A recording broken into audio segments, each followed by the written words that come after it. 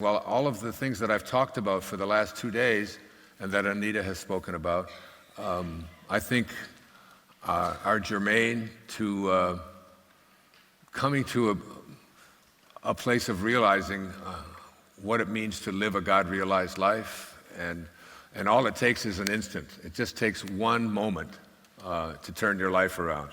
The 2 moments that I discussed here, the moment with my father and the moment on the Long Island Expressway when I decided that because I can imagine if I'd have continued driving and that burning in desire hadn't been there in that moment, it's just impossible to even conceive of it. This certainly wouldn't be taking place today, and I would have retired as a professor 10 or 12 years ago and lived a very different life. Those are just two. And two roads diverged in the woods, and I took the one less traveled by. And that has made all the difference. That was a road less traveled by. There's very few people who would have taken the road that I took and turned away tenure to fulfill something inside of us. So what I'm calling this is how you'll if you take on all of the things that I've presented here in the last 2 days, and from all of the readings that I have been doing, and you're the beneficiaries of my going through some very deep and profound and obtuse literature and trying to move it around and excavate through it into a way to make it to be more meaningful and applicable to our lives. And I've done the best I could with that. But I still don't think that there's enough specifics in there about the kinds of things that you'll start noticing about yourself when you just make this conscious decision to be a being of light, to come from a place of love and eradicate fear and all of the other stuff that's inside of that orange that comes out of you when you are squeezed. So I read a book a few years back. It was called How to Know God. It wasn't now to know about God. It was how to know God. And it was written by a great teacher in India named Patanjali or Patanjali. I use Patanjali, so I'll use it here. And it was a fascinating time in my life. This goes back maybe 10, 12, even further than that, 18, 19 years ago. And what I was trying to do was because I've always been so intrigued with people who are capable of performing feats that other people can't perform. It doesn't matter what it is, whether it's in athletics or whether it's in music. When I watch a great dancer, to watch a Baryshnikov in ballet, I mean, it's just to see the kinds of things that they can, because I'm intrigued by everything. And especially people who elevate themselves in the physical domain to be like the best in the world at what they be. The number one tennis player in the world today is Djokovic. First his name is Novak. Yeah, there it is. Novak Djokovic. It's a very hard name. It's Djokovic, Nakovic, whatever it is. Number one player in the world, just made a decision. And what he did, he was a top 20 player, and he decided that he was going to go gluten-free. And they changed his diet around and decided that he was going to watch everything that he put into his body and to not put anything in there that was toxic. And in less than a year, he gives total credit to just that, of removing the toxic side effects of gluten in his diet and wheat, and was able to elevate himself. That it just takes a tiny little thing. And I don't know if do you know? Do they have baseball here in Australia? No. Well, I'm going to give you an example from it anyway. Pardon? My son's playing for Australia now. In baseball? Oh, so they do have some baseball. Well, in baseball, when you go up to bat, if you can hit an average of what they call 250, That means that every 12 times you go up to bat, you're going to get 3 hits. And that will make you an average professional baseball player. 3 out of 12 times. They throw the ball at you, you swing the ball, and you get on base. All right? And now that makes you an average player at the highest level. If you're going to bat .333, which is probably will win you the batting championship, you'll be the best batter in professional baseball if you bat .333. All you have to do is get 4 hits every 12 times you go to bat. So you're already guaranteed to get 3, otherwise you wouldn't be there, right? So you're a .250 hitter. So now you've got 9 more chances to get 1 hit.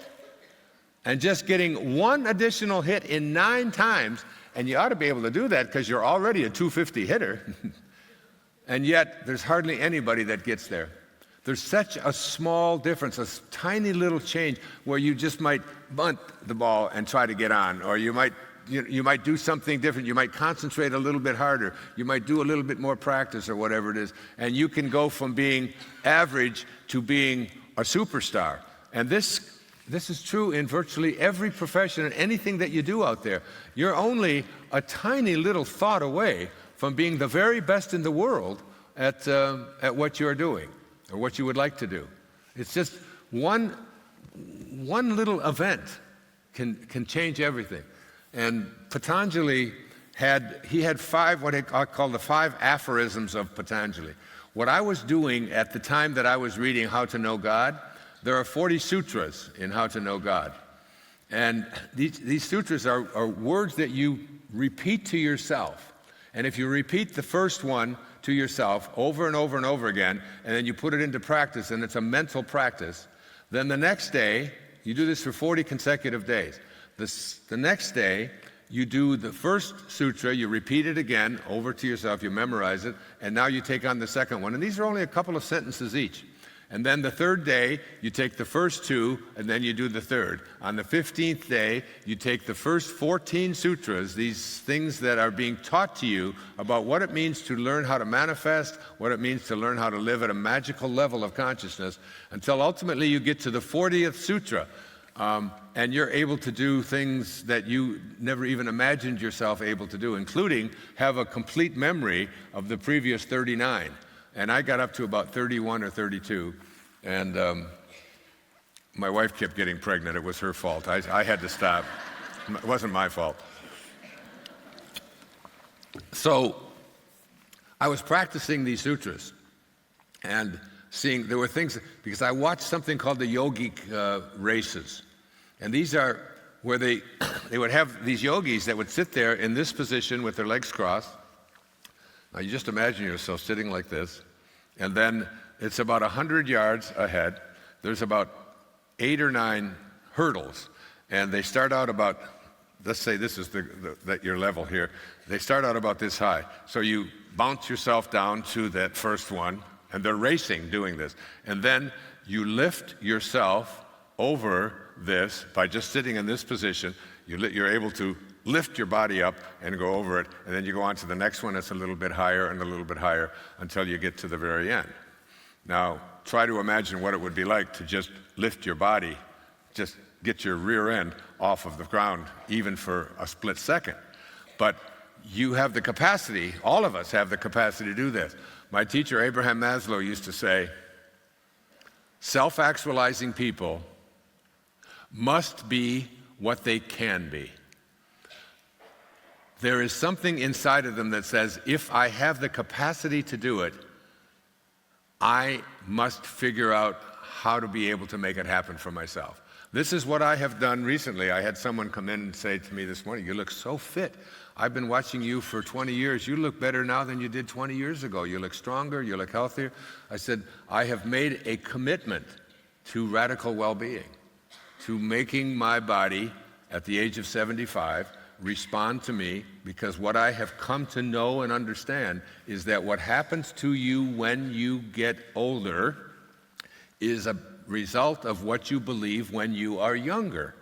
Even Alzheimer's is like the idea that when you're in your 20s and in your 30s and in your 40s, and you believe that the aging process is one in which you have to slow down, that your mental capacity begins to deteriorate, that your memory isn't quite as good as it used to be. I don't know if you've noticed about my memory, but I hardly used any notes the entire time that I was up here. Because, and I'm not asking for applause, I'm just saying I have made a commitment to myself that I do not have to slow down, I do not have to deteriorate, I can do anything that I put my attention on, including travel to Australia and then travel to London and travel to Israel and do these kinds of things, because you make a decision now, whatever age you are, that as I go through the process of my body going through what we call the aging process, that I am never going to believe that I have to slow down, that I have to deteriorate, that things can't work out for me as well, that I'm going to get something like Alzheimer's and so on. You need to make a declaration to yourself, now, to yourself, I will never attract Alzheimer's into my life. It is not something that I'm going to buy into. It's not something that's going to show up. If I start forgetting things and so on, I'm just going to work harder on my memory. I have the capacity to keep myself from doing this. And I've had people say to me, aren't you afraid to say that God's going to get mad at you and you're going to get Alzheimer's? I'm just going to say, who are you?